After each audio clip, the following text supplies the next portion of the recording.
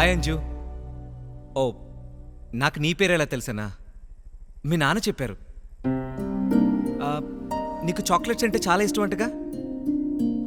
అది మీ నాన్నే చెప్పారు.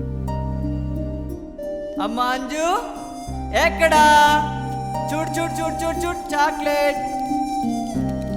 అమ్మా అంజు చూడు చూడు చూడు చూడు చూడు చాక్లెట్ రావాలి. ఇదిగో చాక్లెట్. నువ్వు వస్తావా? నన్ను తినేయమంటావా? తినేస్తా తినేస్తా. తీసుకో తీసుకో తీసుకో. అది దొరికింది దొంగ. అమ్మా